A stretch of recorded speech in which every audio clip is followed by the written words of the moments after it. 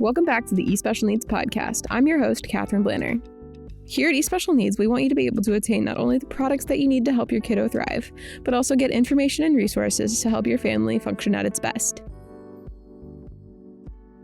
Our guest today is Melanie Mills. She's the Director of Autism Services at EasterSeals Midwest. She's going to talk about difficulties with social skills that individuals with autism experience and the services that EasterSeals Midwest offers. Welcome, Melanie!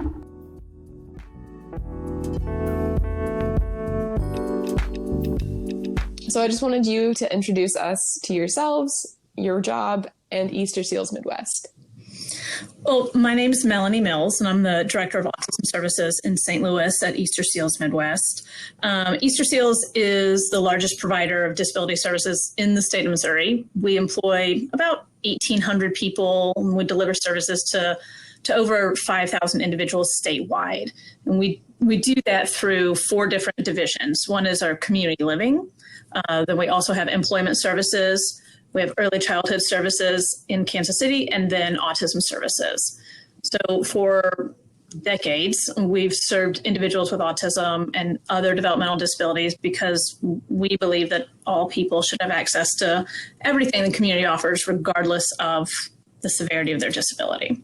And EasterSeals, is it specifically like a Midwestern organization, or do you guys have chapters or organizations across the United States? Or well, EasterSeals itself is nationwide, but then there are different affiliations, or if chapters is quite the right word, but throughout the country. So we are EasterSeals Midwest. So our catchment area is the state of Missouri, and then we have a few counties into Kansas and the Kansas City side, and a few counties into Illinois on the St. Louis side. But it doesn't mean that all the EasterSeals nationwide do the same thing. So we're not connected. We're not the same business. So if you leave EasterSeals Midwest and you move to a different state and work at EasterSeals there, they're 2 different businesses. Okay, gotcha. So tell me about autism in general. Well, the CDC estimates that 1 in 54 people are diagnosed with autism spectrum disorder. It's 4 times more frequent in boys than girls, but it affects the general population equally. And what's unique about it is the severity of symptoms, age of onset vary from person to person. So the characteristics of autism vary from person to person, and even within one person over time. So no single behavior is always typical or always present in every person with autism. That's what makes it so difficult when, trying to come up with a plan on how to help and support someone with this diagnosis, because no 2 people are the same. And even that one person is going to continue to change and evolve over time. So, but autism itself it's a complex neurobiological disorder. It affects communication, social behavior development. When you're talking about a diagnosis, there are 2 main categories that they look at. They look at restricted and repetitive patterns of behavior, interest, or activity. So, that they might perseverate on topics of conversation. They might lack imaginative or pretend play. They might have attachment to certain objects, perform repetitive movements like rocking or spinning or hand flapping. They might have a fixation on parts of objects. So instead of playing with a toy car like you would, rolling it around, they might pick it up and spin the wheels. They might do ritualistic play, like lining up objects instead of playing with them appropriately. Or they might have some sensitivities to sensory input. So being overly sensitive to sensory input, or not being sensitive, being hyposensitive to certain sensory stimulation. And then the other category is social communication and social interaction. So these are where they, might have deficits in social emotional reciprocity and nonverbal communication. They might have a delay or lack of spoken language. So we have some people that are just completely nonverbal. They don't use verbal communication as their main mode or their most effective mode of communication. But then we have others that are very, very verbal, but just lack the social skills or the understanding of some of the social rules of verbal communication. We might have people that have perseverative language. They do a lot of repetition. They might be very literal in their interpretation. So if you say, trying to think of a good one. If you say, why don't you crack a window while you're driving in the car, they might try to actually crack the window. Yeah. So, yeah, that can be really hard to work around because we use a lot of that kind of the communication when we talk. So you think about being literal. If you give an instruction and they start doing something that seems a bit odd, really think about what you said, because they might be doing exactly what you told them to. But some of the other things, they might have an unusual tone or rhythm of their voice. They might be uninterested in your side of the conversation. They might have a lack of empathy, lack of a social smile, difficulty reading social cues. So the list goes on and on about some of the difficulties that they can have. So one of the things that I really specifically wanted to talk about on this podcast that I feel like you guys are often well equipped for is, can you tell me about the struggle people with autism, individuals with autism might have in regards to social skills? Yeah, so this is something that affects everyone differently. Sometimes it's understanding basic social skills that can be difficult, or maybe the unwritten social rules that nobody really teaches us, but we just kind of figure out. So I think an example that I always use is like when you go into the bathroom, like a public bathroom, and that has multiple stalls, and you need to see if the stalls are in use. So if the door doesn't go all the way down to the floor, you usually look underneath to look for feet, right? Mm-hmm. Well, some people with autism might not realize that, so they might like try to peer in between the cracks in the door where you can actually see the person, and that's not what we do, So some of those unwritten social rules that nobody teaches you necessarily, but you just figure out and you learn, those sometimes are hard for people with autism to pick up on. And then, again, you may have people who really want to have social interactions and want to have meaningful relationships, but they just don't know how to connect to other people. So some specific struggles might be they don't know how to initiate or maintain a conversation with somebody. So, there's so many people with autism that have highly specific interests. And that's what they want to talk about. So they want to talk about dinosaurs, or they want to talk about fans, which, is not very interesting to talk about for a long period of time, ceiling fans. So they just have a hard time finding a common interest to discuss with other people. And somebody else might bring up another topic and they're like, oh, that's great. So about ceiling fans, and they always get it back to that topic that they are interested in. They also might struggle with just starting and ending social interactions in appropriate ways. So especially if, let's say, you and I are having a conversation and somebody else wants to join us, usually they'd walk over, they'd wait for an opening, and then they might join in the conversation. But somebody with autism might walk over and just start talking, even though we're in the middle of this conversation. And then ending is the same way. Instead of ending your interaction, they just might walk away. So they don't do those things necessarily in appropriate ways. And like I mentioned before, they might be what we call a conversation hog. So they just do all the talking and they don't let anybody else participate. They also might really struggle understanding nonverbal communication. And that might be being able to read other people's nonverbal. So, the facial expressions and body language and that sort of thing. Or it also might be their ability to engage in nonverbal communication appropriately themselves. So the struggle could be twofold in that area. And then it goes on to being able to handle conflicts. So learning how to respond to bullying or teasing. or even just the plain fact of being able to realize that they are being bullied or teased. Oftentimes people with autism don't realize that. I've seen it recently myself that these boys were interacting with one another, and one of them was on the autism spectrum, and the others were teasing him some, but he didn't realize it. And he thought they were being friends. And he was like, yeah, finally got some friends. Maybe they can come over and hang out sometime. And he just didn't see the teasing. He didn't understand that was happening. So that can be, really sad and devastating to somebody when it's finally pointed out to them. They just also might not understand humor and humor feedback. So for example, when you tell a joke, is someone laughing with you, or are they laughing at you?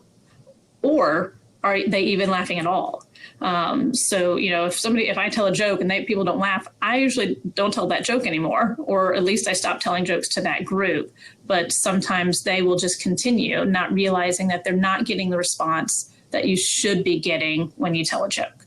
Also just being a good sport, having good sportsmanship is also a social skill that can be very, very difficult. Nobody likes to lose. That's probably a characteristic of almost every human, but most of us know how to handle it appropriately without getting too upset. And sometimes people on the autism spectrum struggle with that. How do those particular struggles affect individuals personally?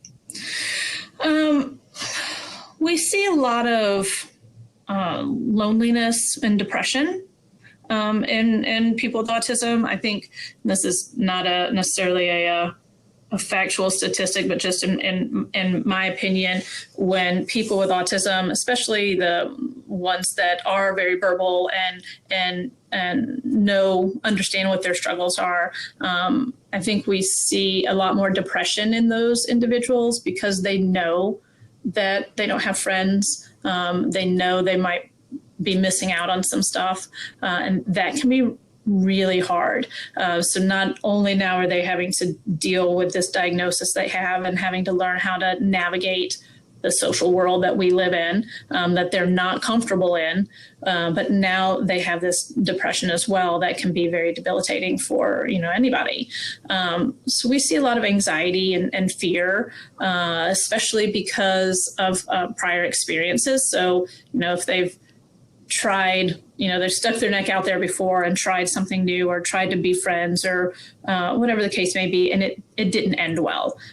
So maybe they got taken advantage of. They, were considered very gullible and did something that they shouldn't have because somebody told them that it was fun, it would be fun and great, and they would be friends afterwards. That can cause a lot of anxiety. And make people not want to try anymore.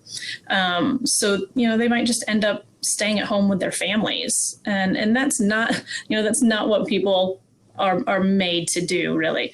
So WashU did a study, and it was over like 12 months or something like that, and the stats that they came up with said that about 40% of people in the study never met up with friends. So they never hung out with anybody. 40%.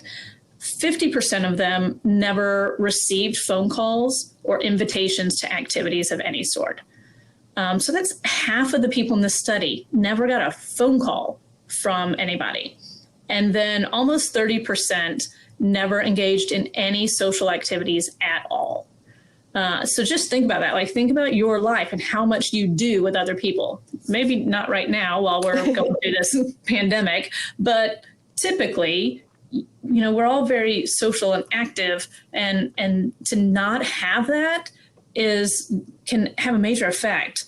The IAN Interactive Autism Network also did a study, and they found that 76% of people with autism have been bullied in their lives. So those types of negative peer interactions or lack of any interaction at all can really have devastating lifelong effects on people with autism. So would I be correct in understanding that there are, like, individuals with autism have these innate desires for human connection, but lack the skills to make those? Yeah, some of them and when I say yes, again, go back to what I said before. It's all different. Yeah, everybody's different. So there are some people that they just don't care. They don't want friends. They want to do their own thing, and that's fine. That's what they want in their life. But there are absolutely people with autism that want those connections and they want friends. They just don't know how to do it. They don't understand the skills necessary to do it. And that's where the struggle is. One, you have to figure out, do they really want it?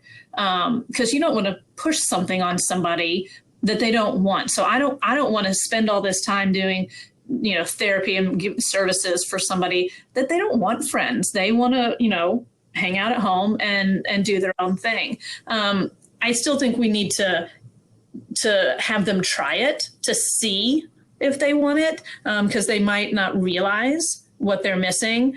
But, in the end, if it's something they truly are just not interested in, like we're all, either characterized as extroverts or introverts. So, everybody's like that. So you're going to have people with autism that are truly introverts and they don't want to be social. But there are a large number of people that do, but they lack the skills and they lack the ability and the understanding of how to go about it. Interesting. Yeah, this is kind of like a perspective on this specific topic that I haven't quite had. So this is a very interesting thing for me. Yeah. So what about family members? How did the lack of social skills affect them? Well, if they're not being social, then they're not getting out of the house ever, right? They're not going over to a friend's house. They're not joining groups. So they're always with their families. Their families don't get a break. And it sounds a bit harsh, and I don't mean it to come across that way, but, again, think about right now, people that are home because we're all kind of sheltering in place and trying to stay home as much as possible right now. And I have 2 young children who I love dearly, but I'm very excited when I get a break from them and I get some me time, that's important for everybody. So it's the same thing in this situation. If their kids are home all the time, then they don't get a break. And that can be very stressful and emotionally exhausting. So in that Ian study I mentioned, it also found that 72% of parents say that their child's behaviors have impacted their lives. And to be honest, I'm surprised that number isn't higher. Because if they're with you all the time and they have needs that you're the only one that can attend to because they're not getting out and about, they're not mingling with other people, it can be exhausting. So it definitely has an impact. It can also make parents just really, I guess, sad to know that their child doesn't have those connections with other people. And because their social interactions aren't with peers, again, they're gonna be home. So many parents feel like it's just not okay for these teens or young adults or adults to just hang out with their parents. What teenager wants to chill with their parents on the weekend? That's not typical. So again, there are some people that do, and that is fine. But I think some parents can feel like their kid's missing out on what life could be like because they don't have those connections. And they should be able to have friends if they want them. Mm-hmm. But also on top of that, it's not just about the parents. It's also, you have to think about the siblings. So, siblings of kids with disabilities tend to grow up a lot faster than other kids because they have to. They end up being another type of caretaker for their sibling, whether or not they're the older sibling or the younger one. And they might feel a lot of pressure to be their brother or sister's friend. One of the services that we have teaches that friendship should be a choice on both sides. But it often isn't for a sibling. They feel like they're the only option for a friend, for their brother or sister, because they're not able to make friends outside that family unit. So, yeah, no, I was going to say, so that, obviously that can be very demanding on that sibling, and also kind of exhausting and tiring. Yeah. Would you say that for families in that position, that it can sometimes feel isolating?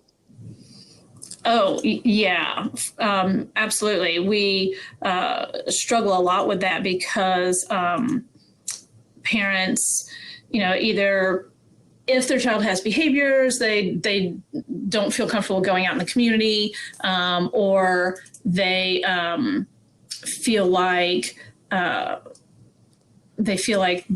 if they go over to a friend's house and their kid is not acting in, the way that maybe the other family believes kids should act, that could be embarrassing as well. So a lot of times families of kids on the autism spectrum, or maybe with kids with disabilities in general, tend to start losing friends, and either because they stop reaching out, or the friends stop reaching out. It's hard. And some families can feel embarrassed about what's going on in their home. They shouldn't feel that way, but they do, and you can't place blame on that. So yeah, it can be very isolating. You might have people that are surrounded with people that they love, but then as their child grows up and starts to experience some of these struggles, those their circle starts to dwindle some, and then that can be really tough for families. eSpecial Needs is a proud retailer of Convade. Convade manufactures high-performance, easy-to-use, and attractive mobility products like strollers, wheelchairs, and other mobility aids for a spectrum of life stages. Convade items are easy to use for the caregiver and the user and offer pristine support and customization options.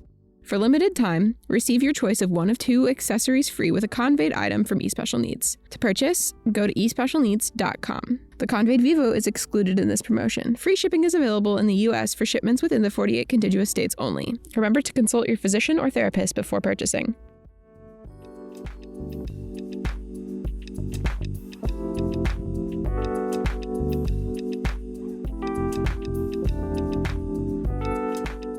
What are some services that you guys provide at EasterSeals that might help a person with autism overcome some of these difficulties that we've talked about?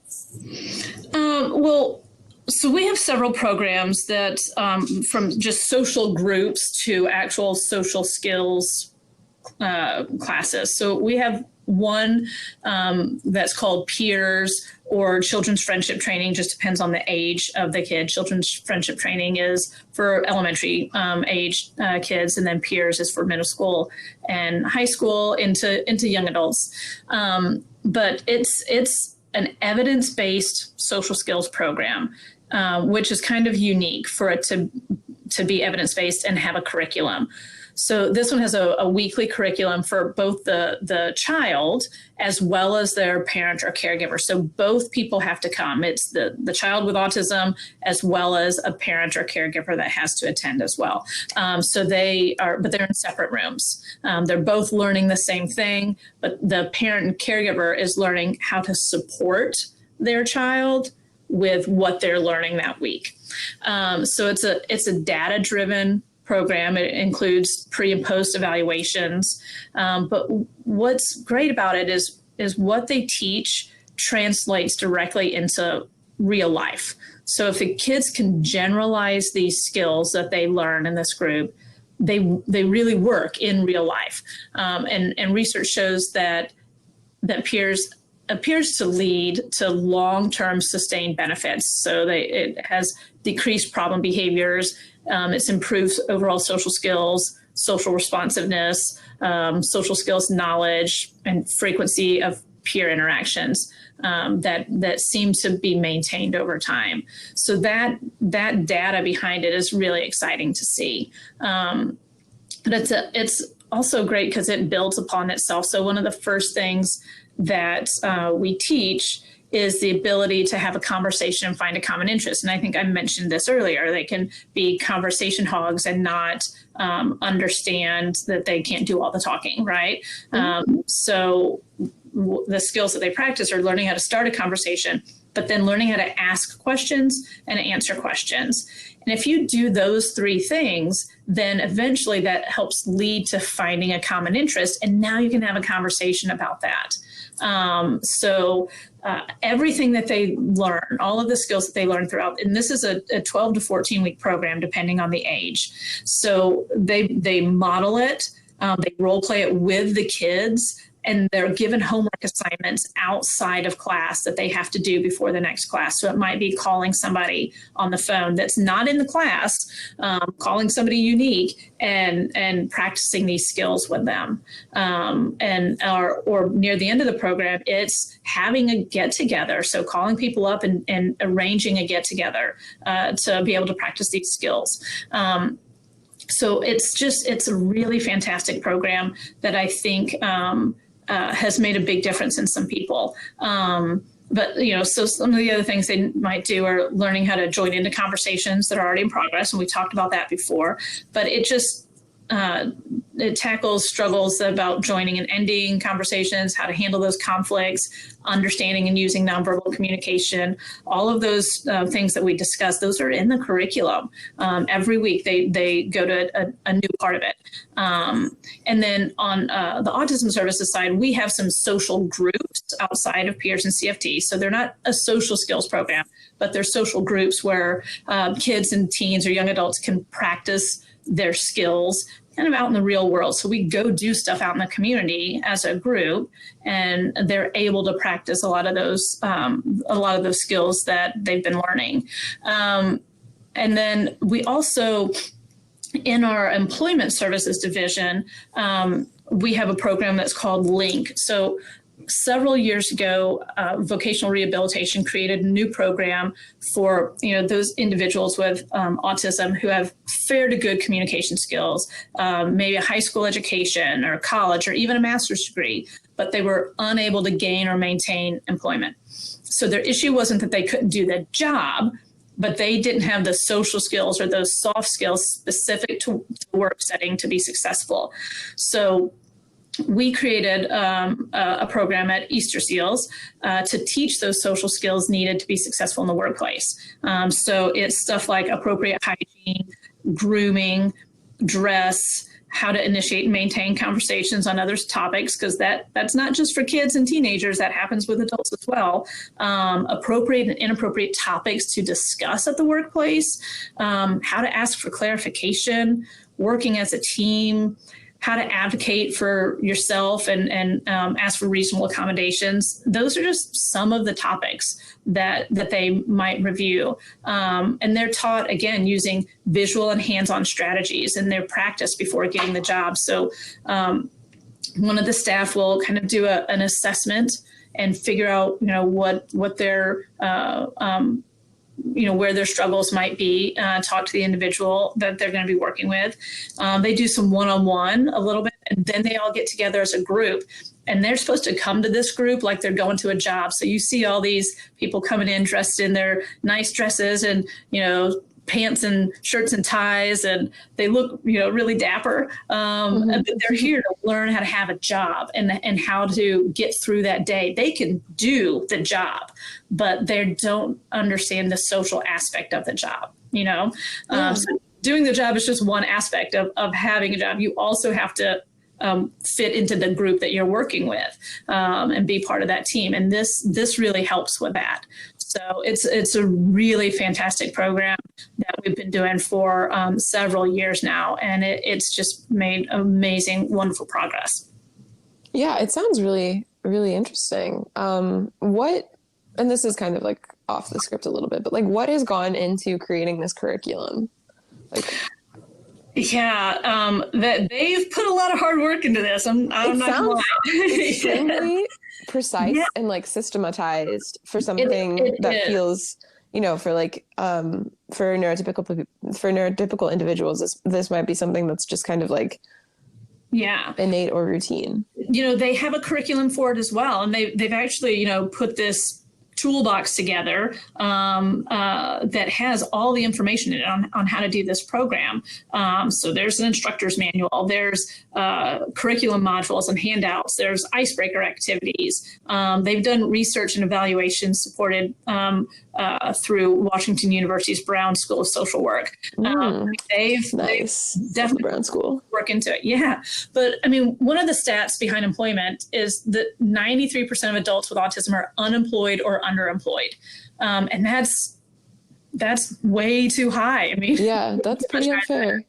And one of the other things coming up over the next years is over the next, I think, 10 years, 500,000 teens with autism will enter into adulthood.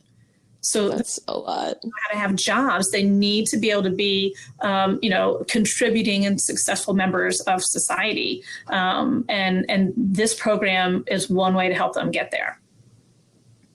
Yeah, absolutely. That's awesome. Yeah. And it's amazing that you're able to provide that service. Yeah, it's fantastic. I think it's one of the highlights for sure. Absolutely. So let's talk about how families can get set up with your services. Well, that's pretty simple. They can just call us. So 314-567-7705, or they can go to our website at EasterSealsMidwest.org. But just call and ask to speak to our admissions department. The staff there will listen to their story and they'll help get them going in the right direction. And, depending on what's going on, we might set you up to talk to one of our family navigators. These are staff that they've all been here for well over 20 to 25 years, and they have a lot of knowledge, seen a lot of things, heard a lot of stories, but they will help, they'll listen to your struggles, your celebrations, your goals, and help you come up with a plan on next steps that are specific to your family. So it's really a wonderful resource that families can use. And that's one that I would really suggest as a first step into services, like to sit down and truly talk to somebody and figure out, what needs to happen. And not just within our agency, like we'll give you specific steps on what you need to do, for what's best for your family, what you need to do that is going to get you where you want to be. So are there any questions that I should have asked but didn't? I don't think so. I just would say just in general about us, we are a non-for-profit.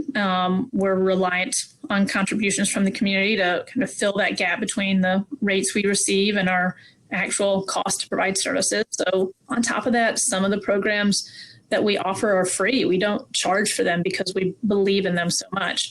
So, to be able to sustain that over time, we appreciate any help your listeners can offer. So if people wanted to go donate, where can they do that? Yeah, they can go to our website. It is easy enough to do it there, just off our homepage. But also, in addition to that, we have hundreds of full-time and part-time job openings around the state of Missouri. And we're always looking for people. You don't necessarily have to have a background in autism or a background in developmental disabilities, because we do serve developmental disabilities across the board through our community living and employment services. But you don't have to have a background in that. We'll teach you that part. But we're just looking for people with a good heart and a desire to want to help people succeed, in living in their community and being their best self. So again, they can go to our website and there's a careers tab in the top right corner. They can press on that and see if there's anything there that really strikes them, and we'd love to see you apply. Yeah, awesome. Well, final thoughts? No, I think that was great. I really appreciate the opportunity to speak with you and to do this. And I hope a lot of people listen in and give us a call if you need any help, and we'll do our best. So thank you very much. Thank you for taking your time with me, and I appreciate all the things that you're doing for the community. I think it's very empowering for a lot of people to be able to hear about your services and then hopefully get set up with them. Thank you for your time. Yeah, you're very welcome. I appreciate it, Catherine. Thank you for listening to the eSpecial Needs podcast. Visit us at eSpecialNeeds.com for a wide selection of adaptive equipment, therapy items, daily living aids, and sensory solutions. Find us on Facebook, Twitter, and Instagram. This podcast is produced and hosted by Catherine Blanner with help from Jason Hinklin Lauderdale.